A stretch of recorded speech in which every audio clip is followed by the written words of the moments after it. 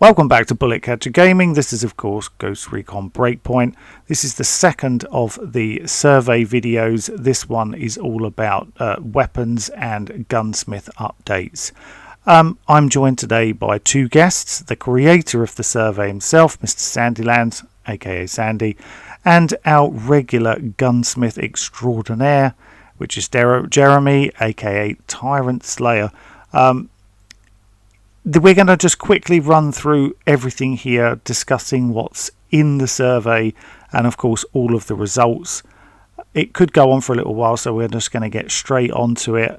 Gentlemen, thank you so much for jumping on. And once again, Sandy, thank you so much for creating this survey. The first survey seems to have gone down quite well now that the results are out for that one. If you haven't seen it, the survey is up for the year 3. You can go and check that one out, and the results for that are also on there. So we are going to start off with the very first question that Sandy raised on this one, and it was if you could choose any of these ASRs to be in a future Breakpoint update, which one would you choose? And the options were the ACR, the AK-74U, the C8A3, the CAR-15, the G3, the OSW FAL, the G56 Concept, the GRFS OICW, the K3AK, the SA80A3, and then there's a second page, the L119A2, the L119A2 Long, the M4A1 Block 3, the M16A1, the M16A4, the Mark 16, the G36C, the Noveske M4, the TTI 416, the TTI AR-15, the XCR and the XMA, or of course you could choose none of these. So let's have a look at the results and discuss what we got. Sandy, do you want to start us off? What do you think of these results? I'm surprised in some aspects. I thought that the AK-74U would have maybe been a bit higher, because I've saw plenty of people asking for more Russian weapons. I thought that things like the YCW, with it being the 20th anniversary, would have maybe been higher, because it's an OG weapon. Same with XM8, I thought that would have been in the top 10. It's always asked for. But pretty much 8 of the 10 weapons in the top 10 are all AR-15 platforms. So, absolutely. It's popular. Well, when we've done previous videos before, like when I did the top 5 ASRs, there were a lot of people complaining in the comments saying, why are these all M4 platforms? And obviously I said, look, I didn't choose them. People voted for them. That's what people want. Jeremy, why is it you think there's so many M4 platforms in there? What is it about that? Do you think why people want so many M4 platform weapons? Well, I mean, it's a common real world platform. There's many variants of it, but if you go back to the heart of it, it's still pretty much an M4. And that's based solely on it's inexpensive to produce. It's highly modular. So I mean, you got to expect it to be a basis model for other models to be out there. So I mean, once you recognize why the M4 platform is so popular in real life, then I think that would directly translate into why people tend to have these in the list. Yeah. Do you think it's also to do with the fact that in, let's just say, inverted commas here, the good guys in the world, who we class as the good guys, tend to use the M4 platform, and a lot of the so-called, bad guys don't? Yeah, I mean, a lot of this is driven by popular culture. Yes. And, I'm sure if you think back that the good guys use M4s, the bad guys use AKs. Yeah. And just been kind of the representation that's been pretty much since the inception of those weapon systems. Yeah, I agree. It's interesting to see the ACR at number 1 with a 7% of the vote. because the ACR was my personal favourite assault rifle from Wildlands. I thought its recoil was fairly low.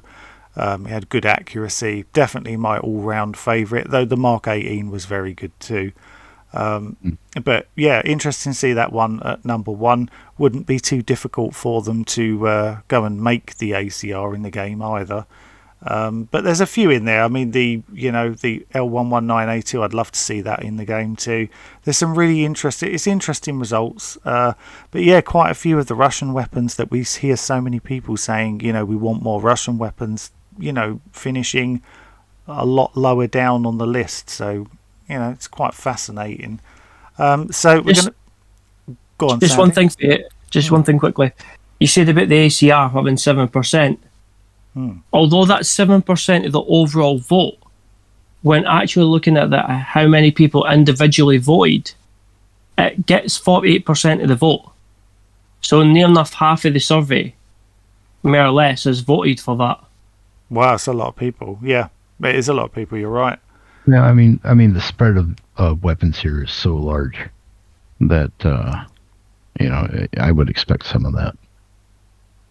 Okay, well, let's move on to the DMR categories that people asked for. Now, obviously, Sandy had created these images. You could find them on some previous videos that we made about weapons created in-game that people had asked for. That's where we got these from. People had been suggesting these on comments and things like that. That's what Sandy was using these as inspiration from.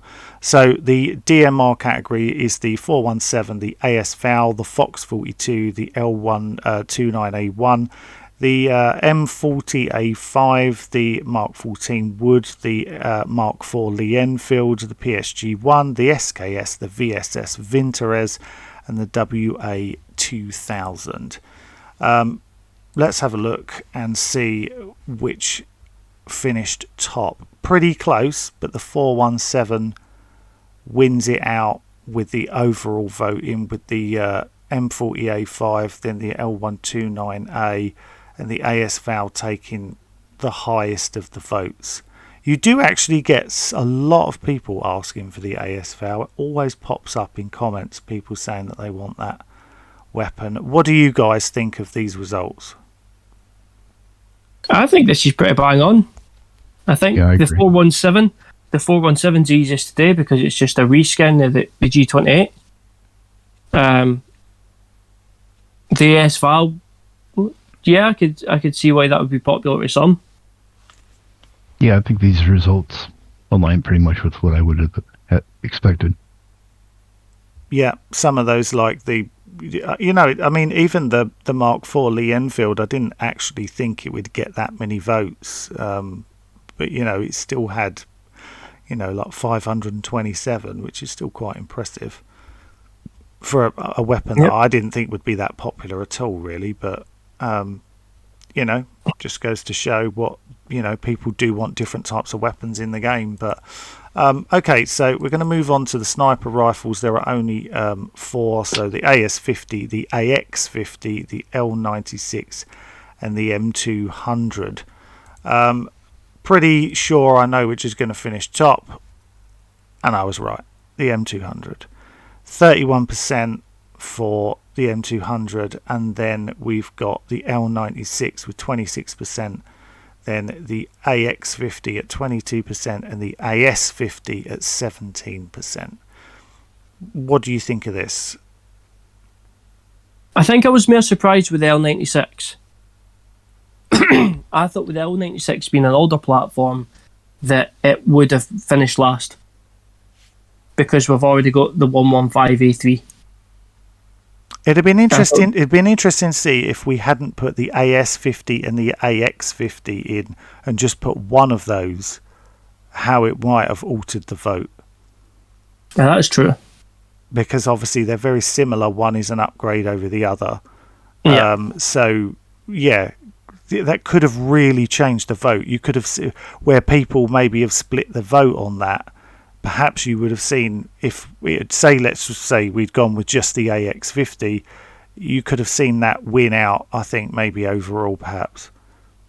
Quite possible, yeah. So, Jeremy, which one do you think?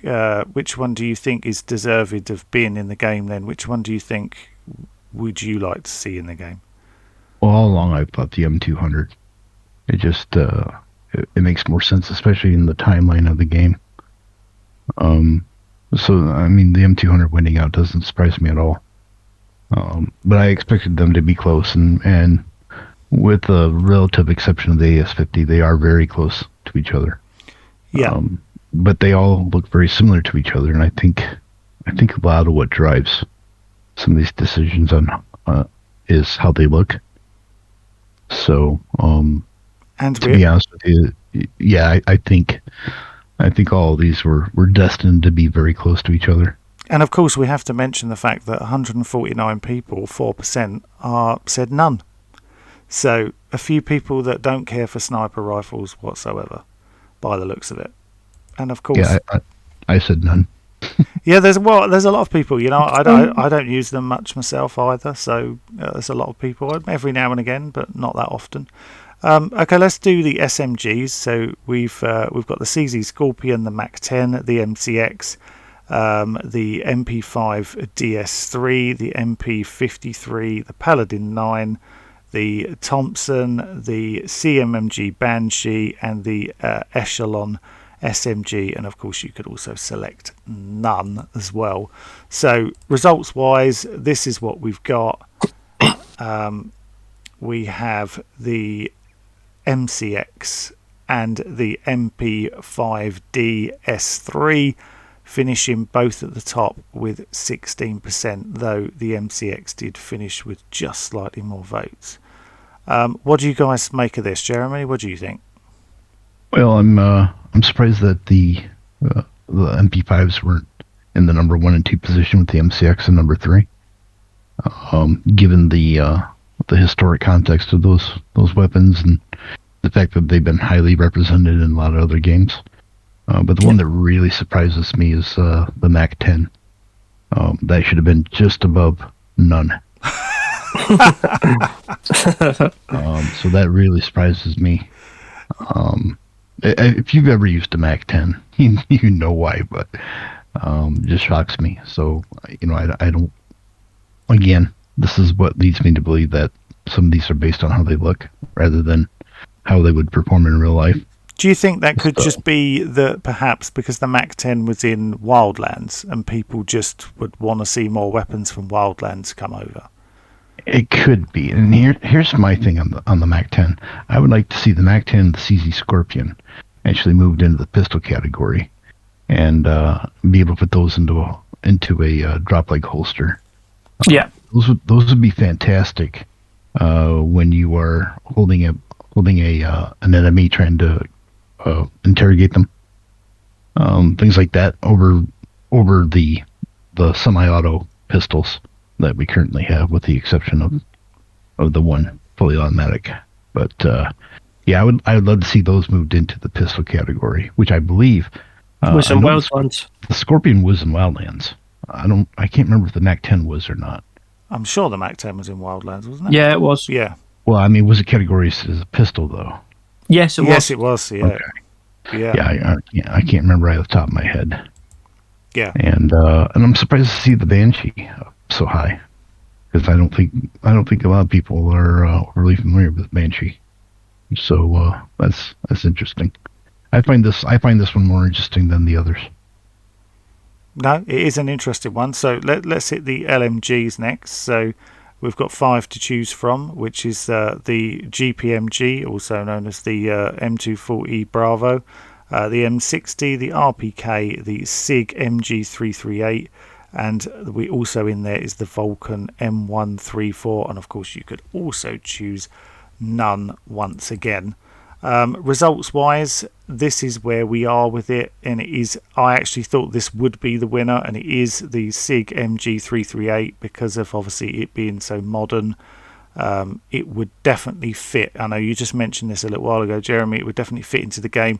LMGs are a bit disappointing, I think, in the game overall. There's not enough of them. We don't have suppressors for them, and that's something that we'll be discussing probably in a minute. So I won't go into that in too much depth. So what do you guys make of this, Sandy? What do you think? Again, I'm going to go back to the fact that everybody keeps on asking for Russian. We need more Russian. But yet the RPK got the lowest score on there. I'm surprised the M60 is doing as well as it is, being in second place.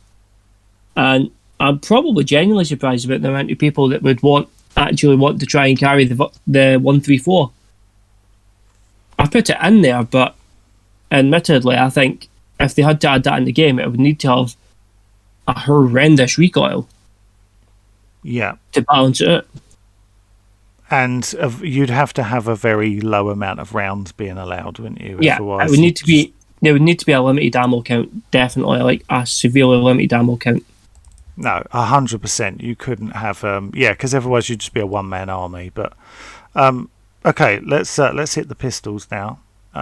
So we got the Chiappa Rhino, the Luger, the G19, the Lar Grizzly, the PPK, the Taser we put in there as well, the Custom 1911 and the Custom P227.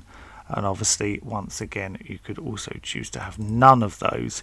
The results coming in at an astounding runaway victory was the G19. Presumably because people maybe thought, well, if it's the 19, maybe you could have the 17 or the 18 or whatever, because some people prefer those versions. But some kind of Glock, effectively, I would imagine, is what people were looking at. And then we've got the Custom 1911. The Taser actually got quite a lot of votes, and I'm quite surprised about that. But it would add another interesting dynamic. And Jeremy, I know you'd said on a podcast, I believe it was, that you could, or one of our weapons videos, that you could use the Taser kind of a bit like, did you say it was in a similar way of how that Echelon pistol, yeah. In that kind of way, yeah. Yeah, I think we lack some less than lethal options, especially when so many of the missions are capture, not kill. Which means currently you have to either try to run up to them with the flashbang and then grab them while they're stunned, or shoot them in the knee and hope that they don't die from a fatal knee shot, which quite often happens. I think a taser would be or any less than lethal weapon, whether it's a beanbag, shotgun, or a taser. I think that would be a very effective means of taking a prisoner without taking their life. Yep. I 100% agree. It is something I'm really shocked that we don't have anything, really, nothing at all. Consider, as you said, there's so many missions where you've got to go and grab somebody. It's really odd that there isn't anything at all, actually. But let's go through the grenade launchers, the rocket launchers, and the mortars. So we've got the 84, the Law 80, M72, M79, M202, the M320, the M6040, the RPG-7, the 81mm mortar, and the 60mm mortar as well. The results on this one might surprise you somewhat, or maybe they won't, but the M320 was the winner with 13%. RPG-7, didn't think that would actually be as popular as it was. Then the M72 there with 11%, 84, 11%. And then we've got some mortars. I actually thought one of the mortars might be either, maybe not number one, but maybe two. I really thought someone would want a mortar. But perhaps, like we said earlier, the fact that we'd put two mortars in, maybe if there'd only been one, it would have garnered a lot more votes effectively, possibly. Yeah. Maybe. And we've kind of split the vote a little bit. But then again, there are some rocket launchers in here that are also very similar. So perhaps one of them would have finished higher. What do you guys make of this? I'm not surprised about the M320 because it's already in the game. You have it. I think Fury has it for her class ability, and you have it for the class ability for the sharpshooter. Yeah. But why they haven't ported it over to just put it into the actual grenade launcher category, once again, is just baffling to me. And we still had 131 votes for none. Yeah. Yeah. Which I thought, people would want some more explosives, but Well, it's this is a strange category because the M320 and the M79 could easily be shoehorned in as simply a reskin of the MGL. Yep. The AT4, the Law 80, the M72, and the RPG. Obviously, that could just be a reskin of the rocket launcher that you pull out and use over your shoulder. So, I mean, those could be easily implemented. That the mortars, in and of themselves, it's going to have to introduce a whole bunch of whole new game mechanics. And it's not just simply a reskin. And I worry about how they would be implemented. So, Best bet would be to re-implement what they had for Wildlands. I would call it in from a support unit. Yeah, ideally that's what I would say. Or, because they had it in Wildlands, they always had it set up so the enemy had mortar stations as well. Right. So But I think the draw to some of these is the idea of your guy standing there holding it. Yeah. So if you're standing there holding it and then have to call it in from somebody else, then it kind of defeats the purpose. I think I had suggested in a podcast that we use the existing system for the Amorous drone. The Amorous drone, but have it be non-mobile. Yeah. I think that would probably be the best implementation and probably be the easiest for them to do. So, I think those are within the realm of possibility because most of the assets are already there. Yeah. I agree. I agree. Okay, let's get on to the next one then.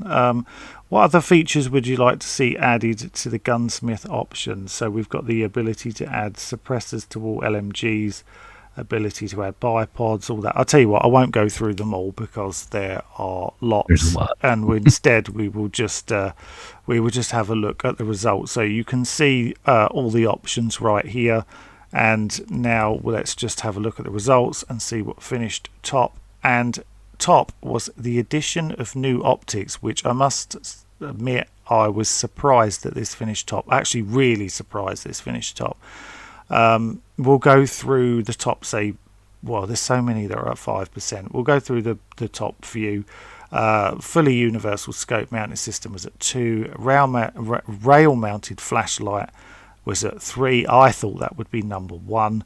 The addition of night vision thermal and FLIR rail mounted scopes, ability to add bipods to SNRs, thought that might be a bit higher. Rail mounted flashlights for all pistols, red dots for all pistols, ability to paint rails, grips, etc. And if you want to go through all of these, feel free to pause the video and check them all out if you want to. I know that both of you are going to have an opinion on this, so what do you make of this? I'll let Jeremy go first. Yeah, you can let me go first. This one is an enigma to me. The addition of new optics. Let's go with number 1. The addition of new optics. Now, is that going to include the expectation that the draw distance is going to be any better using any of these? Because at this point, there's very few draw distances. There's certain thresholds that they obviously meet. I don't think any of these, other than visually looking different, would add anything to the game. But the number one thing I hear about all the time in game, not on Twitter or the forums, but people actually playing the game, the number one thing I always hear about is flashlights. And I think number 3 and number 6 should have been in the 1 and 2 positions, based on feedback that I hear from actual players.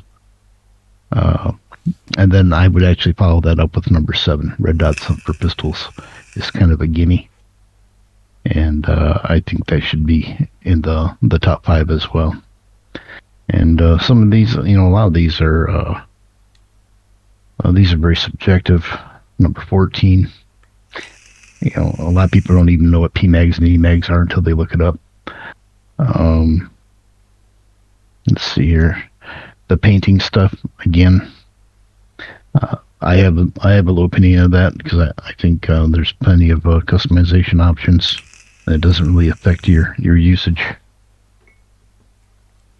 Yeah, it's just really an enigma. This is it's just kind of all over the place. Some of these I agree with, and the same number I think I completely disagree with. Okay, Sandy, what about you? I mean, one for me that has been there pretty much since day one was the ability to add suppressors to LMGs. That's another one that I hear fairly commonly. You know, we should have that ability. And that's done in 17th place. I saw another one there as well. Yeah. Number 19. So they addressed the fact that they were never going to fix the bipod animation. People still keep on asking for this, but they've addressed that that's never going to happen. But what they could do is they could change the perk that comes with it, so it makes it work. It makes it feel more like what a bipod would actually give you. So it wouldn't give you more range, but it would give you better accuracy.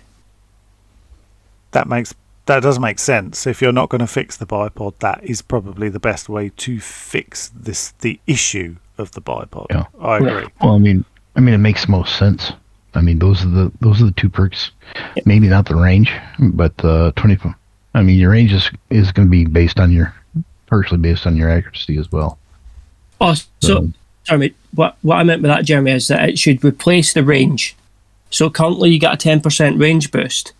I'd say that should be replaced by a 25% accuracy boost, and only then whilst you're in the prone. Ideally. Oh, I see. So it wouldn't include the range. You're saying switch it from range to accuracy. Yes. Yeah, no horizontal sway. Absolutely agree with you. Yeah, but it's really interesting how, these results were different to what we were expecting. Let's move on to the next one. So what items and changes would you like to see added within the inventory lists? So once again, we had a long list here, as you can see on screen right now. And then we will bring up the results from those, and at the very top was breaching charges, which was 9%. Smoke grenades, various colours, was 8%. Moving the rocket launcher to a selectable weapon slot was 8%. Claymore mines was 7%. And then we had a range here that you can see as 6%, 5%, all the way down to none, which was 1%. Once again, shocked that 96 people selected none. You hear a lot of people. I always hear loads of people asking for smoke grenades, and obviously they came in at number 2. So I did think that one would be quite high. Claymore mines as well. I've seen a lot of people on certain booby traps for doorways and things like that. So they were all quite high. What do you guys think of this list? Well, I think it's pretty representative of what I would expect. The number one thing I hear is smoke grenades, especially the Nilsson. The Nilsson guys, smoke grenades. I'm surprised it's not number one. And I'm surprised that breaching charges is in the number one position, because nobody gave a damn about them until we got the missions where we could breach doors. So, I mean, for a very short amount of time, this has actually been applicable. So I'm surprised it's in the number one. I'm surprised simply because there's not much you can use a breaching charge on, apart from those few doors. That you can't use them on anything else, really. That is consideration as well. Yeah. What did you think, Sandy? I'm surprised Tourniquets is as far up as it is at number 8. I put that in there, but I genuinely didn't think it would be more popular than some of the explosive stuff. I thought that maybe moving the rocket launcher to a selectable weapon slot would possibly be second, actually. Yeah, so there's a lot of people that want that. Yeah. Other than that, I think maybe moving Nomad's drone to the inventory wheel. I thought personally I would have liked that to have been higher. I think having the ability just to be able to completely deselect Nomad's drone would maybe force you to, or gave you a better option to put the binoculars in its place. Yeah, I could see that.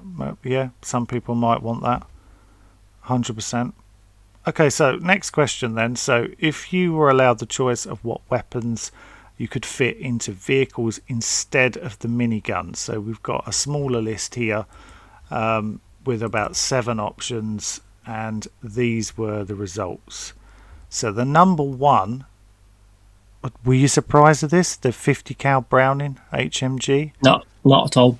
No, I must admit, kind of makes sense. The grenade launcher finishing in second, yeah, I could kind of see that as well.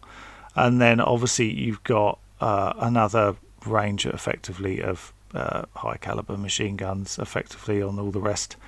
What do you guys think of this one?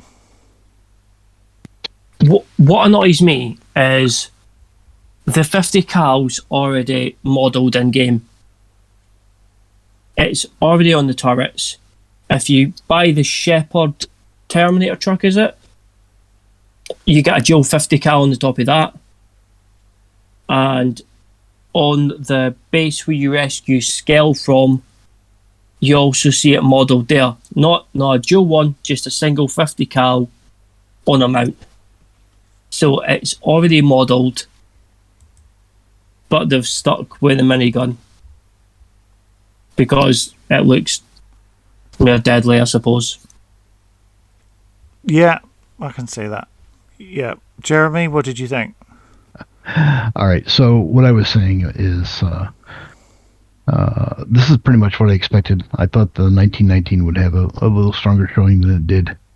I'm not big on the grenade launcher, simply because I run around in a world with a lot of civilians, soldiers out there running around with the